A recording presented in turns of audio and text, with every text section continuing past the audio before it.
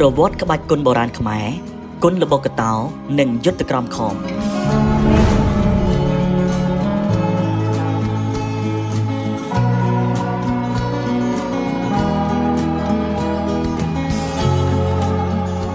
ក្បាច់គុនបុរាណខ្មែរយើងត្រូវបានគេដឹងថា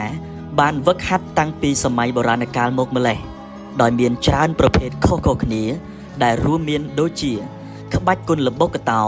ក្បាច់គុនយុទ្ធក្រមខំក្បាច់គុនបោកចំបាប់ក្បាច់គុនដំបងវែងក្បាច់ប្រដាល់សេរីនិងក្បាច់គុនជាច្រើនទៀតជាក់ស្ដែងមានភស្តុតាងរូបចម្លាក់នៅតាមជញ្ជាំងប្រាសាទជាច្រើនដូចជាប្រាសាទបាយ័ននិងប្រាសាទដទៃទៀតនៅប្រាសាទអង្គរវត្តបានបង្ហាញថាក្បាច់គុនខ្មែរមានអាយុកាលដល់ទៅរាប់ពាន់ឆ្នាំឯណោះពោលគឺតាំងពីសតវត្សទី9មកម្ល៉េះដែលជាប្រភពដើមរបស់ខ្មែរហើយនៅក្នុងសម័យអង្គរមិនថាតែកងទ័ពនិងរាជសាមញ្ញនោះទេត្រូវតែវឹកហាត់សិក្សាអំពីក្បាច់គុនបុរាណទាំងនេះ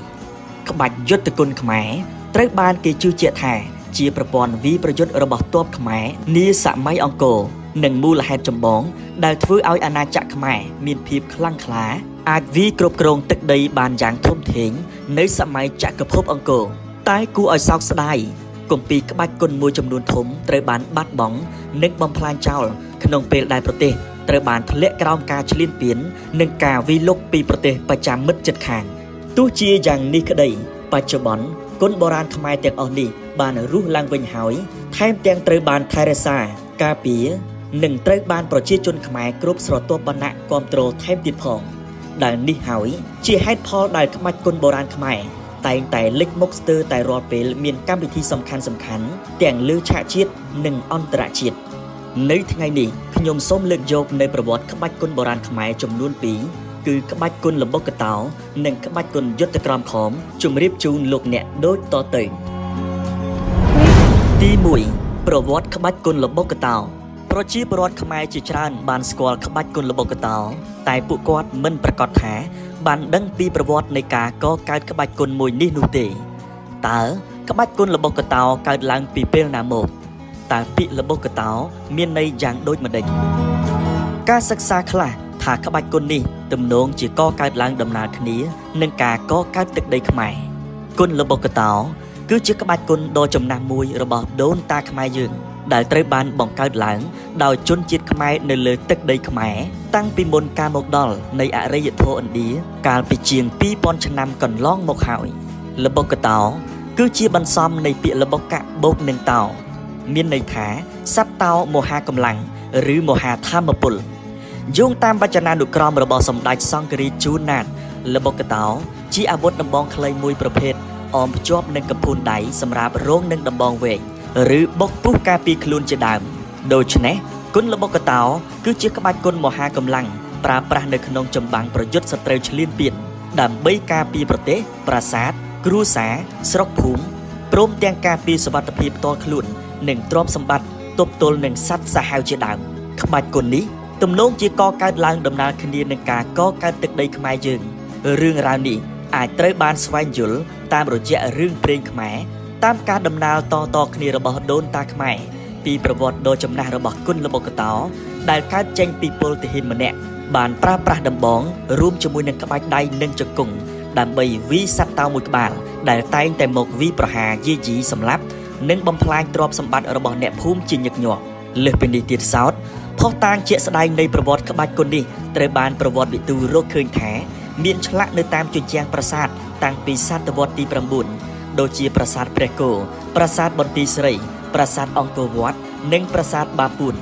ក្បាច់គុននេះបានចាក់គ្រឹះយ៉ាងរឹងមាំនៅក្នុងប្រពៃណីទំនៀមទម្លាប់វប្បធម៌និងជីវភាពរស់នៅប្រចាំថ្ងៃរបស់ប្រជាជនកម្ពុជាហើយបានក្លាយជានិមិត្តរូបនៃអរិយធម៌ខ្មែររហូតមកដល់ពេលបច្ចុប្បន្ននេះ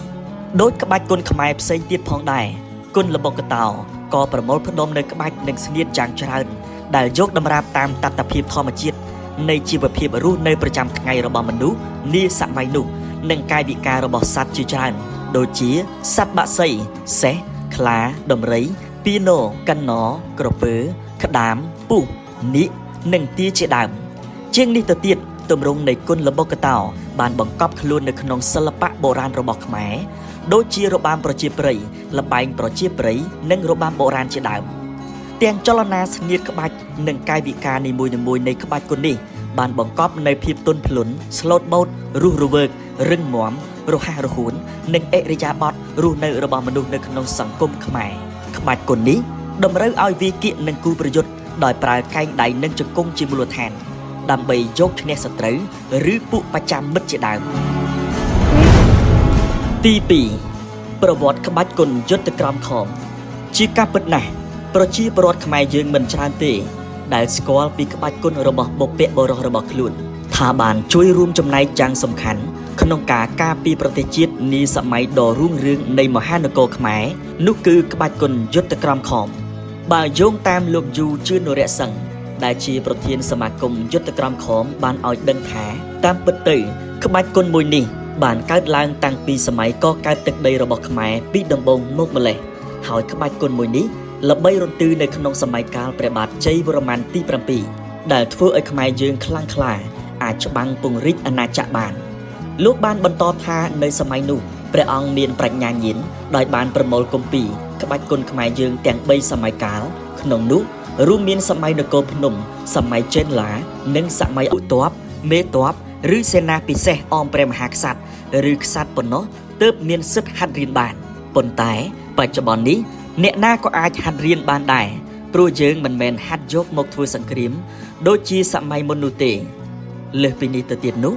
ក្បាច់គុនយុទ្ធក្រមខំក៏ត្រូវបានដាក់បញ្ចូលជាក្បាច់គុនជាតិសម្រាប់យុទ្ធពលខេមរៈភូមិន្ទធ្វើការវឹកហាត់ដើម្បីការពារជាតិមាតុភូមិខ្មែរក្បាច់គុនយុទ្ធក្រមខំនេះមាន13ទ្វារមេគុនដោយទ្វារទី1ដល់ទ្វារទី8គេហៅថាអាត្ម័នយុទ្ធគឺជាការប្រយុទ្ធដោយប្រើអាវុធទ្វារទី9ដល់ទ្វារទី10ហៅថាមលយុទ្ធមានន័យថាការប្រើក្បាច់ចំបាប់កម្មសម្លាប់ចំណែកទ្វារទី11មានឈ្មោះថាយត្ថយុទ្ធលបកតោតោមរយុទ្ធគឺជាការប្រយុទ្ធដោយប្រើដំបងវែងខ្លីគ្រប់ប្រភេទលំពែងស្នែងក្របីដំបងភ្លុះឬដំបងពាក់នៅកំភួនដៃជាដើមទ្វារទី12មានឈ្មោះថាយុគលក្ខណ្ឌឬខណ្ឌយុទ្ធគឺជាទ្វារដែលសាហាវជាងគេពីព្រោះការប្រយុទ្ធគឺត្រូវប្រើដាវកាំបិតវែងខ្លីដាវភ្លុះដាវទល់និងអាវុធសម្ងាត់ផ្សេងជាដើមទ្វារទី13ចុងក្រោយគឺយុទ្ធសិលខេមៈគឺជាការប្រយុទ្ធដោយប្រើមន្តអាគមគាថាលោកបានបន្តថាក្នុងការវឹកហាត់ក្បាច់គុនយុទ្ធក្រមខំនេះគឺត្រូវមានការស្លៀកពាក់បែបគុនខ្មែរបុរាណដែលមានការបែងចែកពណ៌ក្បិនដើម្បីសម្គាល់កម្រិតទ្វារនិងឋានៈរបស់សិស្សក្នុងការវឹកហាត់សរុបសេចក្តីមកទាំងក្បាច់គុនយុទ្ធក្រមខំនិងក្បាច់គុនលបកតោគឺជាក្បាច់គុនដែលល្អបំផុតរបស់ខ្មែរយើងសម្រាប់បង្ហាត់បង្រៀនមនុស្សឲ្យកែប្រែបានគ្រប់កាលៈទេសៈព្រោះថានេះគឺជាក្បាច់គុនរបស់បុព្វបុរសខ្មែរយើងហើយបើទោះបីជាបុព្វបុរសយើងមិនបានមកបង្ហាត់បង្រៀនយើងដោយផ្ទាល់ក៏ដោយក៏ដួងវិញ្ញាណក្ខន្ធរបស់បុព្វបុរសខ្មែរយើងតែងតែស្ថិតនៅជាមួយយើងជាកូនខ្មែរជារៀងរហូតតរៀងទៅ